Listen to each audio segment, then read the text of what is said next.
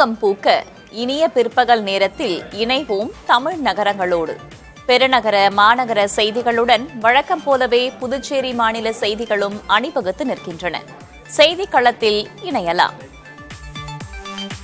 வடகிழக்கு பருவமழையை எதிர்கொள்ள அரசு தயாராக உள்ளதாக நகராட்சி நிர்வாகத்துறை அமைச்சர் KN நேரு தெரிவித்துள்ளார். சென்னை தியாகராய நகரில் 75 லட்சம் ரூபாய் மதிப்பில் அமைக்கப்பட்டுள்ள விளையாட்டு திடல் மற்றும் பூங்காவை திறந்து வைத்த அவர் பின்னர் செய்தியாளர்களிடம் பேசினார். அப்போது மழைநீர் வடிகால் பணிகள் உள்ளிட்ட அனைத்து பணிகளும் நிறைவடைந்துவிட்டதாகவும் தற்போது கொசஸ்தலை ஆற்றில் மட்டுமே பணிகள் நடந்து வருவதாகவும் அமைச்சர் தெரிவித்தார். மழைநீர் தேங்கும் பகுதிகள் கான்கிரீட் சாலையாக மாற்றப்பட்டுள்ளதாக அவர் குறிப்பிட்டார்.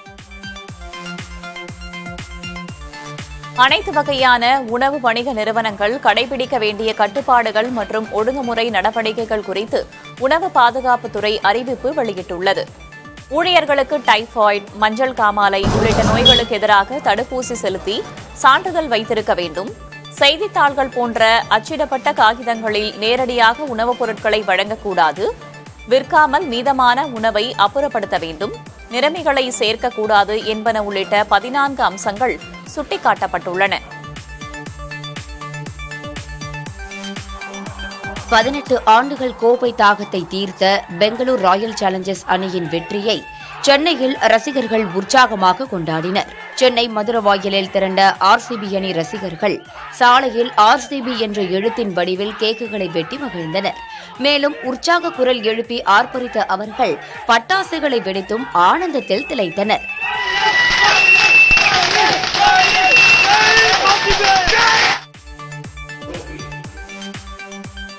சென்னை மெட்ரோ ரயில் திட்டத்தில் கலங்கரை விளக்கம் பூந்தமல்லி இடையிலான 4வது வழித்தடத்தில் ஓட்டுநர் இல்லா மெட்ரோ ரயிலின் 3ஆம் கட்ட சோதனை ஓட்டம் 6ஆம் தேதி நடைபெற இருக்கிறது. பூந்தமல்லி பனிமனை முதல் போரூர் வரையிலான 9.5 கிலோமீட்டர் தூரத்திற்கு 40 முதல் 50 கிலோமீட்டர் வேகத்தில் இந்த சோதனை ஓட்டம் மேற்கொள்ளப்படுகிறது. இதுவரை பூந்தமல்லியிலிருந்து போரூர் நோக்கி ரயில் இயக்கப்பட்டு வந்த நிலையில் இம்முறை போரூரிலிருந்து பூந்தமல்லி பனிமனை நோக்கி ரயில் இயக்கப்பட இருப்பதாக மெட்ரோ ரயில் நிர்வாகம் தெரிவித்திருக்கிறது. சென்னை அருகே உள்ள பெரும்பாக்கத்தில் மாற்றுத்திறனாளிகள் குடும்பத்துடன் சுற்றுலா செல்ல ஏற்பாடு செய்யப்பட்டுள்ளது. 75 பேருக்கு தலா 1000 உதவித்தொகையும் வழங்கப்பட்டது. செங்கல்பட்டு மாவட்ட நிர்வாகம் சார்பில் இந்த சுற்றுலாவுக்கு ஏற்பாடு செய்யப்பட்டிருந்தது. குடும்பத்துடன் செல்ல வாய்ப்பு கிடைத்ததால் மன அழுத்தங்கள் நீங்கி புத்துணர்வை உணர்வதாக பயனாளிகள் தெரிவித்தனர். சென்னை திருவல்லிக்கேணியில் சட்டவிரோதமாக வெளிநாட்டு சிகரெட் பாக்கெட்டுகள் மற்றும் சிகரெட்டுகளை பதுக்கி வைத்திருந்த 2 பேர் கைது செய்யப்பட்டனர். திருவல்லிக்கேணி காவல்துறையினருக்கு வந்த ரகசிய தகவலின் பேரில் தாயார் சாஹிப் தெருவில் 14,900 வெளிநாட்டு சிகரெட் பாக்கெட்டுகள், 37 சிகரெட்டுகளை விற்பனைக்காக பதுக்கி வைத்திருந்த ராமநாதபுரத்தைச் சேர்ந்த அப்துல் ரவாப், முகமது அஷ்வர் ஆகியோரை கைது செய்தனர். சென்னையில் ஆட்டோ ஓட்டுநரை ராட்வீலர் நாய்கள் கடித்து குதறிய சம்பவத்தில் அதன் உரிமையாளர் கைது செய்யப்பட்டார். முளக்கொத்தளம் பகுதியைச் சேர்ந்த மகேந்திரன் 5 ராட்வீலர் நாய்களை வளர்த்து வருகிறார். இந்நிலையில் மகேந்திரனின் மகன்கள் 4 ராட்வீலர் நாய்களை வீதியில் அழைத்து சென்றுள்ளனர். அப்போது ஆட்டோ ஓட்டுநர் முத்துவை 2 நாய்கள் கடித்து குதறின. இதுகுறித்து அவர் காவல் நிலையத்தில் புகார் அளித்தார்.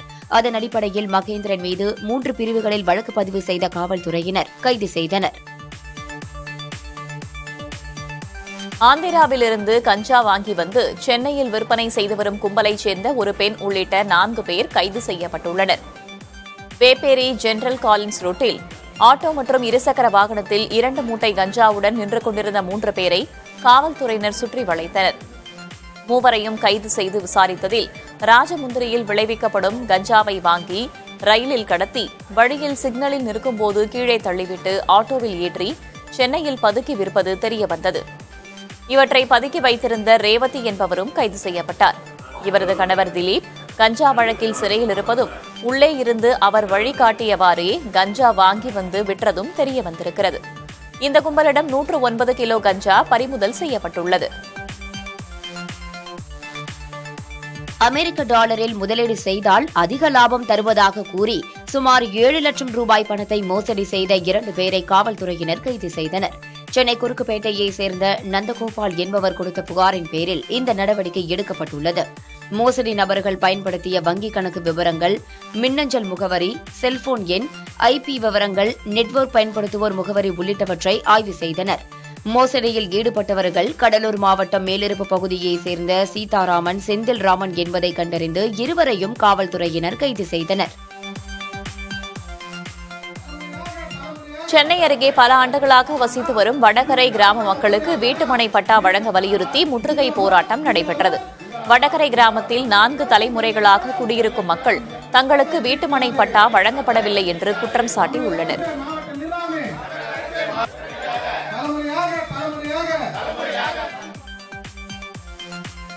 மதுரை மாநகரின் பல்வேறு பகுதிகளிலும் சுமார் அரை மணி நேரம் பெய்த கனமழை பெய்துள்ளது. மேற்கு திசை காற்றின் வேக மாறுபாடு காரணமாக தமிழகத்தில் மழை பெய்யும் என்று வானிலை ஆய்வு மையம் அறிவித்திருந்தது. இந்நிலையில் ஆரப்பாளையம், KK நகர், புதூர், தமுக்கம், பெரியார், தெற்கு வாசல், தெப்பக்குளம் என்று பல்வேறு பகுதிகளிலும் கனமழை பெய்துள்ளது. கடந்த 1ஆம் தேதி முதல் கடும் வெயில் வாட்டி வதைத்து வந்த நிலையில் மதுரையில் திடீரென்று வெப்பத்தை தணிக்கும் விதமாக கனமழை பரவலாக பெய்ததால் பொதுமக்கள் மகிழ்ச்சியடைந்தனர்.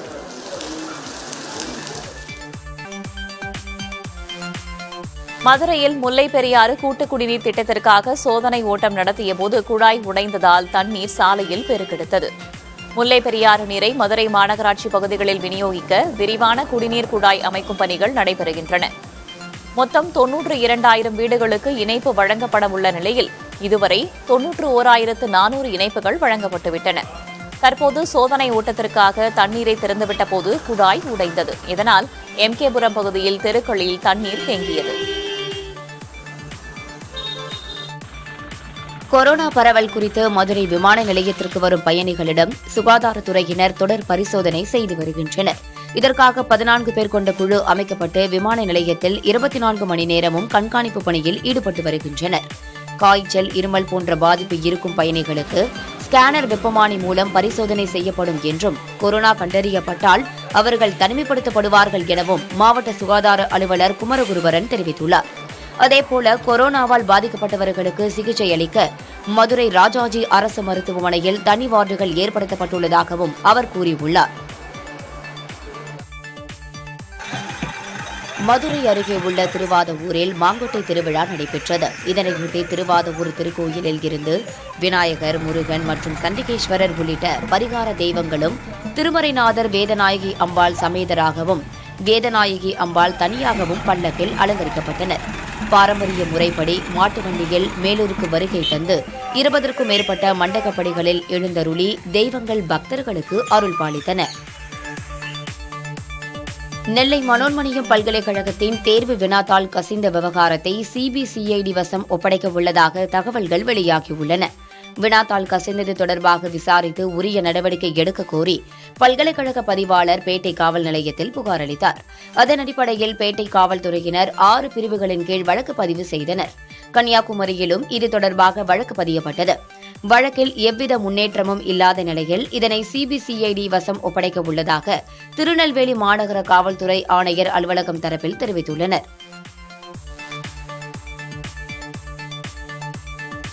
நெல்லையில் காய்கறிகளின் விலைகள் அதிகரித்திருப்பதால் பொதுமக்கள் சிரமத்திற்கு ஆளாகியுள்ளனர். கத்தரிக்காய் கிலோ 80 ரூபாய்க்கும், பீன்ஸ் 140 ரூபாய்க்கும், வெண்டைக்காய் 50 ரூபாய்க்கும், சின்ன வெங்காயம் 90 ரூபாய்க்கும் விற்பனையாகிறது. தென்மேற்கு பருவமழையால் அறுவடையில் ஏற்படும் சிக்கல்களால் வரத்து குறைந்ததே இந்த விலை உயர்வுக்கு காரணம் என்று வியாபாரிகள் தெரிவிக்கின்றனர்.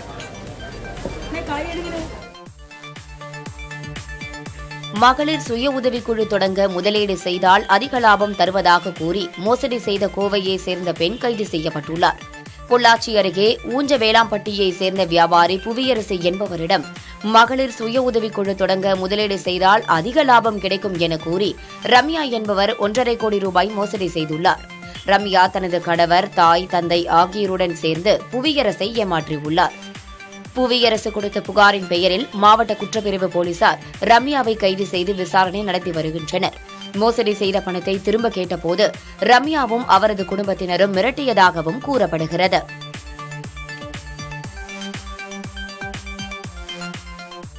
புதுச்சேரி குருமாம்பேட்டையில் கொலை திட்டத்துடன் பழைய பட்டாசு ஆலை அருகே பதுங்கியிருந்த 9 பேர் கைது செய்யப்பட்டனர். ஒரு பழைய பட்டாசாலை அருகே ஒரு கும்பல் மது அருந்திக் கொண்டிருப்பதாக மேட்டுப்பாளையம் போலீசாருக்கு ரகசிய தகவல் கிடைத்துள்ளது. அதன்படி அங்கு சென்ற போலீசார் அங்கிருந்த 9 பேர் கொண்ட கும்பலை மடக்கி பிடித்து சோதனை செய்தனர். அவர்களிடம் 4 பட்டாக்கத்தி உள்ளிட்ட பயங்கர ஆயுதங்கள் இருப்பதை கண்டறிந்த காவல்துறையினர் அவற்றை பறிமுதல் செய்தனர்.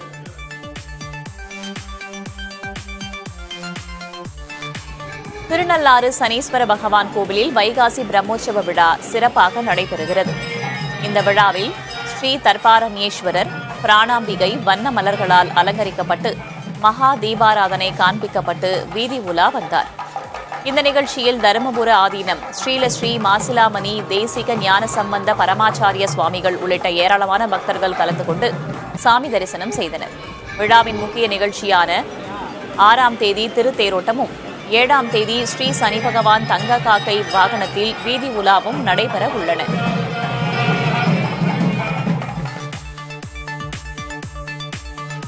புதிய தலைமுறை செய்தியால் மாநகராட்சி பள்ளி பொதுமக்களை சென்றடைந்ததாக திருச்சி மாநகராட்சி மேயர் பேசியுள்ளார். திருச்சிராப்பள்ளி மாநகராட்சி சார்பில் மாதிரி மாநகராட்சி உயர்நிலைப் பள்ளி பப்ளிக் பள்ளியாக 2.91 ஏக்கர் பரப்பளவில் 18 கோடியே 41 லட்சம் ரூபாய் மதிப்பீட்டில் பிரம்மாண்டமாக கட்டப்பட்டிருக்கிறது.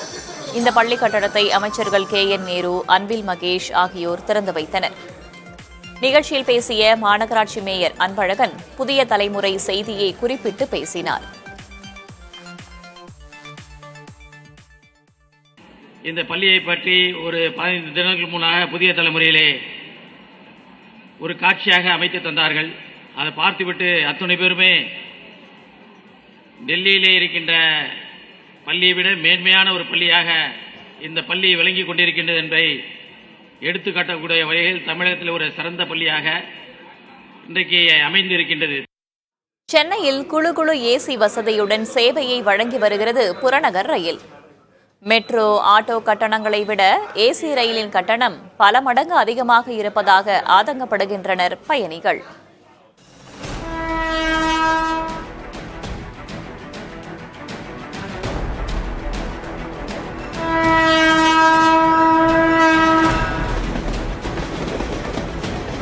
பரபரப்பு நிறைந்த தலைநகர் சென்னையில் பொதுமக்களுக்கு அன்றாட போக்குவரத்து சேவை அளிப்பதில் புறநகர் மின்சார ரயில் பெரும் முக்கியத்துவம் பெறுகிறது.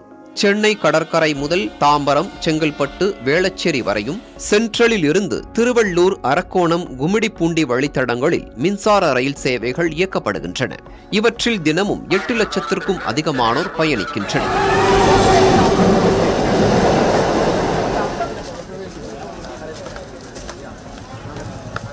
இதன் அடுத்த கட்டமாக சென்னை கடற்கரை முதல் செங்கல்பட்டு வரை கடந்த ஏப்ரல் 19ஆம் தேதி ஏசி மின்சார ரயில் சேவை தொடங்கப்பட்டது. இதில் குறைந்தபட்சமாக 35 ரூபாயும் அதிகபட்சமாக 105 ரூபாயும் கட்டணம் வசூலிக்கப்படுகிறது. இது 4 மடங்கு அதிகம் என்று ரயில் பயணிகள் ஆதங்கத்துடன் கூறுகின்றனர். மெட்ரோ ட்ரெயினில் இருக்கிற ஃபெசிலிட்டி அதுவும் ஏசி தான். ஸோ அதில் ஒரு டிக்கெட்டோட ஃபேர் நீங்கள் பார்த்தீங்கன்னா இதை கம்பேர் பண்ணும்போது மெட்ரோவோட இது ட்ரிபிள் மடங்கு இருக்குது. பட் இது லோக்கல் மெட்ரோவில் போகிறவங்கள விட இதில் போகிறவங்க ஜாஸ்தி. ஸோ உங்களுக்கு இது ஆக்சுவலாக கேஷ் கலெக்ஷன் தான். ஸோ அதை நீங்கள் அதை இனிஷியேட் பண்ணியே நீங்கள் கம்மி பண்ணணும் ப்ரைஸை. 5 ரூபாய்க்கு போகிற இடத்துல 80 ரூபாய் போக முடியுமா? சாதாரண மக்களால் போக முடியாது. ஏன்னாக்க அவங்க ரேட்டு கம்மியாக இருந்தால் பார்ப்பாங்க. இப்போ மெட்ரோ ட்ரெயினில் கூட ஃபஸ்ட்டு ரேட்டு ஹையாக இருந்தது, அப்புறம் ஒரு 5-10 ரூபாய் கம்மி பண்ணாங்க. அதனால் இப்போ பாருங்கள் ஹெவியாக போகுது. இப்போ அதிக கட்டணம் என்ற காரணத்தால் ஏசி ரயில் சேவையை பெரிதளவில் யாரும் பயன்படுத்தவில்லை. வெகு சில பயணிகளுடன் வெறிச்சோடிய நிலையில்தான் வாடிக்கையாக இயங்குகிறது புறநகர் ஏசி ரயில். ஏசி ரயிலுக்கான கட்டணத்தை குறைக்க முடியாது என ரயில்வே நிர்வாகம் ஏற்கனவே திட்டவட்டமாக தெரிவித்துவிட்டது. அதே நேரத்தில் ஏசி ரயில் சேவைக்காக மற்ற மின்சார ரயில்கள் மாற்றுப்பாதையில் தாமதமாக இயக்கப்படுவதாகவும் சரியான அட்டவணையில் இயக்கப்படவில்லை எனவும் பயணிகள் குற்றம் சாட்டுகின்றனர். புதிய தலைமுறைக்காக ஒளிப்பதிவாளர் சந்திரவுடன் செய்தியாளர் விக்னேஷ் முத்து. தமிழகத்தில் கொரோனா தொற்று பாதிப்பு காரணமாக உயிரிழப்பு ஏற்படவில்லை என்றும் இணை நோய் பாதிப்பு இருப்பதாலேயே உயிரிழப்பு ஏற்படுவதாகவும் அமைச்சர் மா சுப்பிரமணியன் தெரிவித்திருக்கிறார். ஒரு ஆஸ்பத்திரிக்கு யாராவது நோய் பாதிப்புகளோடு வர்றாங்க, இதய பாதிப்போ இல்லை சிறுநீரக பாதிப்போ, நீண்ட நாள் அந்த டயபெட்டிக் அடங்காத அந்த டயபெட்டிக் பாதிப்போடு வர்றாங்க. அது இறப்புக்குள்ளாகிற அந்த சூழல்ல டெஸ்ட் எடுக்கிறப்ப தனியார் மருத்துவமனைகள் என்ன பண்றாங்கன்னா ஒரு டெஸ்ட் பேக்கேஜ் வந்து 12-15 வகையான டெஸ்ட் எடுக்கிறாங்க. அதுல கொரோனாவும் ஒண்ணு. இந்த கொரோனாங்கிற இந்த டெஸ்ட் பாதிப்பை பார்த்துட்டு அவங்க கொரோனா இறப்புங்கிற மாதிரி அறிவிச்சிடறாங்க. அது இப்போது அனைவருக்குமே ஒரு அறிவுறுத்தல் வழங்கப்பட்டிருக்கிறது துறையில் சார். அதாவது கொரோனாவால் இறப்புங்கிறது வேற, இணை நோயினால் இயற்கையா வந்து இறப்படைகிறவங்க இன்சிடென்டலா டெத்து. பட் வேற கொரோனா டெத்னா கொரோனாவினுடைய தாக்கத்தினால இறந்தவங்க. ஸோ அதனால அதை வந்து we have to differentiate. இனி வரும் செய்திகளை அடுத்தடுத்து பார்க்கலாம். கடந்த மே மாதத்தில் மட்டும் சென்னை மெட்ரோ ரயில்களில் 89,09,724 பேர் பயணித்துள்ளனர். ஜனவரி மாதத்தில் 86,99,344 பேரும், பிப்ரவரி மாதத்தில் 86,65,803 பேரும், மார்ச் மாதத்தில் 92,10,069 பேரும், ஏப்ரல் மாதத்தில் 87,89,587 பேரும் மெட்ரோ ரயில்களில் பயணம் செய்துள்ளதாக சென்னை மெட்ரோ ரயில் நிறுவனம் தெரிவித்துள்ளது. அதிகபட்சமாக மே 5ஆம் தேதியன்று 3,23,899 பேர் மெட்ரோ ரயில்களில் பயணித்துள்ளனர். மே மாதத்தில் மட்டும் பயண அட்டைகளை பயன்படுத்தி 5,86,430 பேரும், QR குறியீடு பயணச்சீட்டு முறையில் 42,33,865 பேரும், வாட்ஸ்அப் பயணச்சீட்டு முறையில் 5,73,997 பேரும் பயணித்துள்ளனர். பேடிஎம் முறையில் 4,21,447 பேரும், போன்பே முறையில் 3,37,549 பேரும் மெட்ரோ ரயில்களில் பயணம் செய்துள்ளதாக சென்னை மெட்ரோ ரயில் நிறுவனம் தெரிவித்துள்ளது. சென்னை பெரும்பாக்கத்தில் காலை 9 மணிக்கு பிறகும் அரசு மேல்நிலைப் பள்ளி திறக்கப்படாததால் மாணவர்கள் சாலையில் காத்திருக்க நேரிட்டது. தமிழ்நாடு நகர்ப்புற மேம்பாட்டு வாரிய குடியிருப்பில் செயல்படும் இந்த பள்ளிக்கு இன்று காலை வழக்கம் போல வந்த மாணவர்களும் மாணவிகளும் அதிர்ந்து போயினர். 9 மணி ஆன பிறகும் பள்ளி மூடப்பட்ட நிலையிலேயே இருந்ததால் நுழைவாயிலுக்கு வெளியே கடும் வெயிலிலும் காத்திருந்தனர். இதுகுறித்து பள்ளி தலைமை ஆசிரியரிடம் கேட்டபோது சாவியை வைத்திருக்கும் ஊழியர் தாமதப்படுத்திவிட்டதாக கூறினார். சென்னை அருகே பள்ளி செல்லும் மாணவிகள் ஆபத்தான முறையில் ஷேர் ஆட்டோவில் பயணிக்கும் காட்சிகள் பகீர் கிளப்பியுள்ளது. திருவேற்காடு மாதிரவேடு பகுதியில் உள்ள அரசு பள்ளிக்கு செல்லும் மாணவிகள் ஷேர் ஆட்டோவின் பின்பகுதியில் அமர்ந்து கொண்டு காலை தொங்கவிட்டபடியே பயணித்தனர். இவ்வாறு பயணிப்பது விபரீதங்களுக்கு வழிவகுக்கும் என பொதுமக்கள் அஞ்சுகின்றனர். பள்ளி மாணக்கர் இப்படியான பயணங்களை மேற்கொள்ளக்கூடாது என்று ஆசிரியர்களும் பெற்றோரும் அறிவுறுத்த வேண்டும் என்ற கோரிக்கை எழுந்துள்ளது.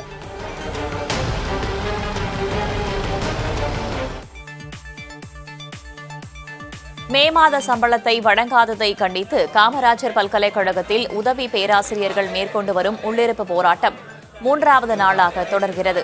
போராட்டத்தில் ஈடுபட்ட பேராசிரியர்களுடன் பல்கலைக்கழக நிர்வாகம் இதுவரை உரிய முறையில் பேச்சுவார்த்தை நடத்த முன்வரவில்லை என்றும், சம்பள பிரச்சினைக்கு உடனடியாக தீர்வு காண நடவடிக்கை எடுக்க வேண்டும் என்றும் பேராசிரியர்கள் வலியுறுத்தியுள்ளனர். போராட்டம் நீடித்தால் மாணவர்களின் கல்வி பாதிக்கப்படக்கூடும் என்பதால் சம்பந்தப்பட்ட அதிகாரிகள் விரைந்து நடவடிக்கை எடுக்க வேண்டும் என்று மாணவர்கள் மற்றும் பெற்றோர்கள் கோரிக்கை விடுத்தனர். மதுரை சென்னை தேசிய நெடுஞ்சாலையில் லாரிகள் நேருக்கு நேர் மோதிய விபத்து மனம் பதற வைத்தது. ஒத்தக்கடை அருகே 2 லாரிகள் நேருக்கு நேர் மோதி விபத்துக்குள்ளாயின. மணல் மற்றும் கொரியர் பொருட்களை ஏற்றி வந்த லாரிகள் சந்திப்பு பகுதியில் மோதின. லாரிகள் மெதுவாக சென்றதால் ஓட்டுநர்கள் இருவரும் நல்வாய்ப்பாக உயிர் தப்பினர்.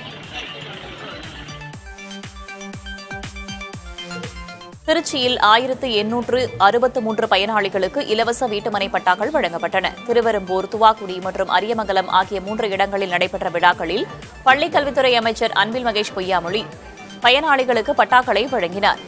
தங்களின் நீண்ட நாள் கனவு நிறைவேறியதாக பட்டா பெற்ற பயனாளிகள் மகிழ்ச்சியடைந்தனர்.